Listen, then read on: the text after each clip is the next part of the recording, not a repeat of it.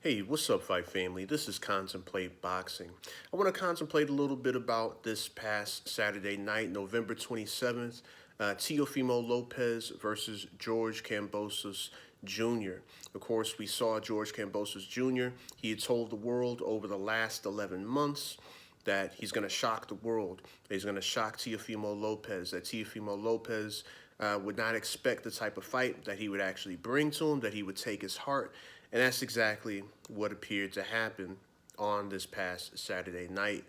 George Kambosos Jr. wins an upset decision over Teofimo Lopez Jr., winning the WBC franchise, the WBA, the IBF, and the WBO 135-pound titles.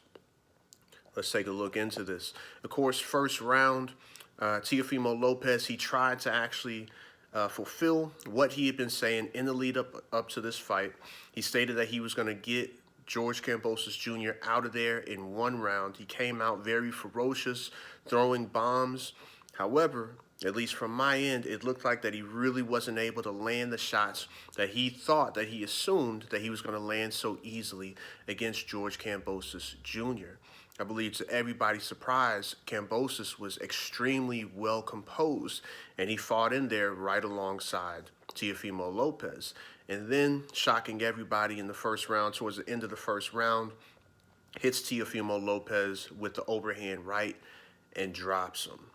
So in this particular case, nobody really thought that Lopez was going to get dropped by Kambosos Jr. Nobody really thought that Kambosos was going to last even 3 rounds. I didn't really think that Kambosos was going to get knocked out in the first round. Me personally, I thought if a stoppage did happen, it was probably going to be 6 or 7. However, after round 1, Kambosos Jr. fought a very disciplined and a very smart fight. He was landing the shots that he wanted to. Teofimo Lopez did seem to have trouble actually landing the shots that he wanted to against Kambosos Jr. Now, there was a point in the fight where I did notice that Lopez was having an easier time landing the straight right hand. Didn't really seem to be affecting Kambosos Jr. all that much initially, but then in round 10, he was able to land that same straight right hand that was landing a few rounds earlier. Now, in post-fight interviews, George Kambosos said that he wasn't hurt. However, I think his legs were taken out from under him. I think the shot did throw off his equilibrium. I believe it did affect his legs, just seeing the way that he fell. Initially, I thought that maybe this was going to be the beginning of the end. Kambosos did seem to become a little bit more careless defensively, and he was taking more shots than he did in the previous rounds. However, even with that being the case, Teofimo Lopez was not able to actually get Kambosos Jr. out of there. Kambosos Jr., he came back firing, came back fighting throughout the 10th, and then also as well in the 11th and the 12th rounds. One thing that was noticeable, Lopez Jr., when he was not able to get Kambosos Jr. out of there, he did seem to lose a little bit more heart. It did appear throughout the rounds as the rounds were progressing after round 1, going through round 12, that Lopez Jr. was starting to feel that pressure piling onto his shoulders. That the fight, that he was realizing this fight is not going the way that I had believed that it was going to go, that Kambosos Jr. is a far better fighter than I believed that he actually was. And truth be told, Kambosos Jr. proved to be a better fighter than the majority of the world, unless you were in Australia, believed that he would be. Kambosos surprised everybody, unless you happen to be in Australia. Because the only ones that I really saw giving Kambosos Jr. a chance were his Australian fans. Now, of course, the fallout, we've all seen the fallout. Immediately in the post-fight interview, Teofimo Lopez started stating that he believed he won, that he knew that he won that fight, that he believed that George Kambosos Jr. only won 2 rounds. Of course, the days following, Teofimo Lopez Sr., backing up his son, began to express the same exact sentiments. And that's actually very disappointing. It's very disappointing seeing former champions and their team act like this. Some of the things that the Lopez family have been saying, Lopez Jr. and Lopez Sr., it's unbecoming of a champion. You know, it's very poor as far as sportsmanship goes, and it's not very professional either.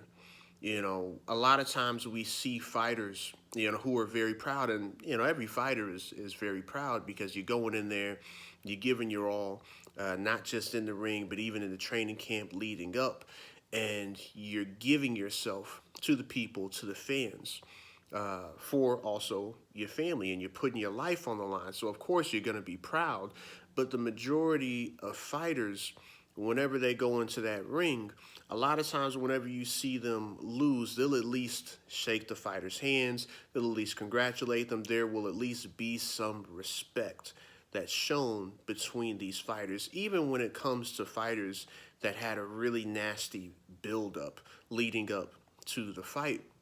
However, you can kind of see Teofimo Lopez after the fight, whenever George Kambosos went up to him to congratulate him on a good fight, to show him respect, to give him his respects, you can kind of see the facial expression on Teofimo Lopez. You can see, you know, the body language. He really didn't want to show any of that respect. And then even the things that he said in the post-fight interview.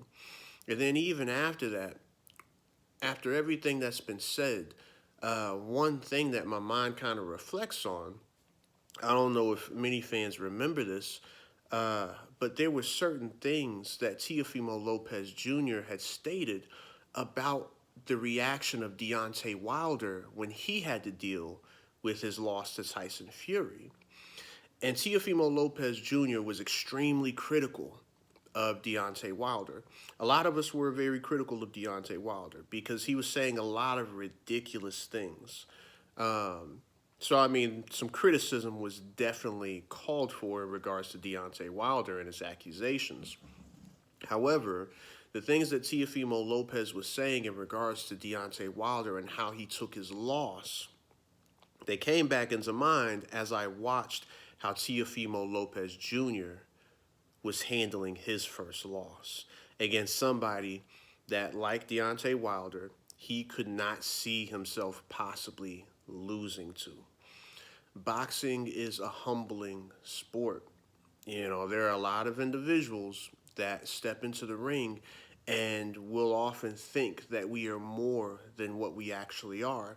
Regardless of how talented we may be, we end up believing that we are more than what we are, and sometimes somebody comes along and brings us back down to earth, or if not bringing us down to earth, introduces us to reality.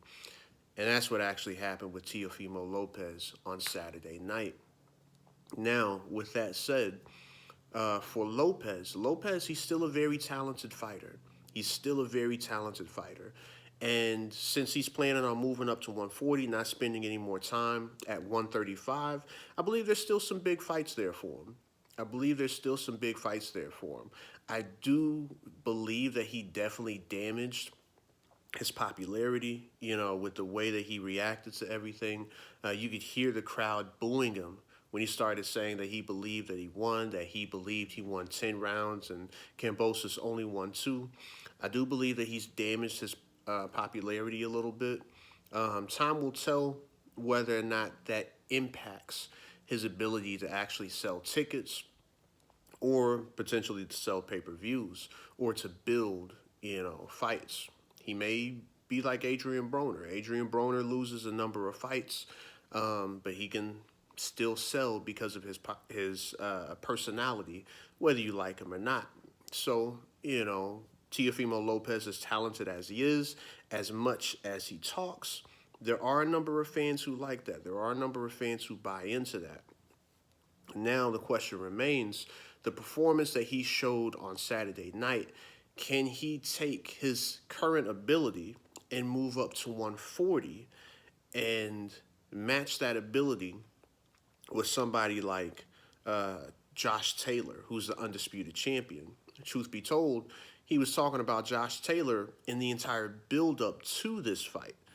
And Taylor's probably not going to be interested in him at all at this point. The whole time Taylor was saying that Teofimo Lopez was a clown, and that he should focus on Kambosos Jr. And now we see what has happened. At this point, Josh Taylor doesn't really appear to have any reason to give Teofimo Lopez the time of day. Not only Josh Taylor, but I wonder how Teofimo Lopez would measure up against somebody like a Regis Prograis. And there are other individuals at 140 who would be interesting fights. But I do wonder, after watching Lopez's performance on Saturday, how he would actually measure up.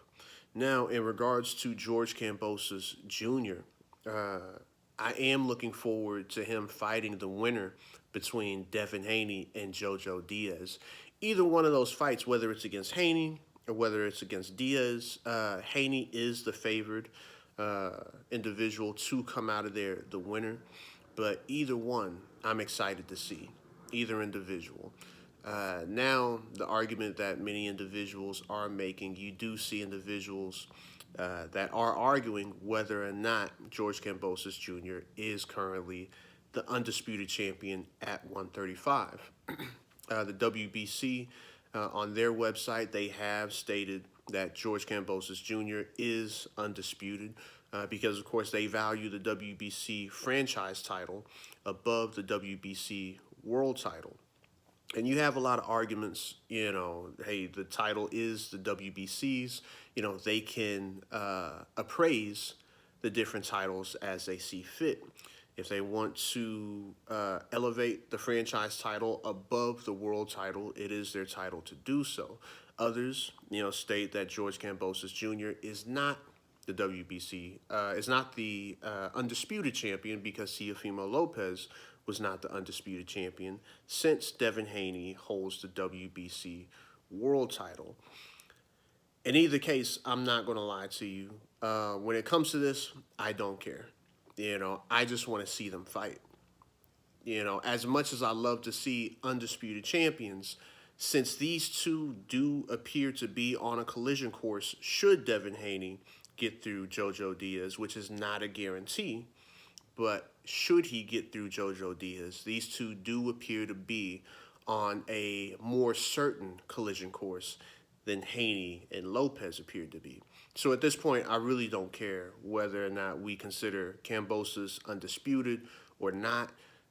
Within one fight, within the next fight, if they sign to a contract to fight one another, all of that will be settled one way or another. And I look forward to seeing that. Anyhow, Fight Family, let me know what your thoughts are. Hey, take it easy. Peace. God bless.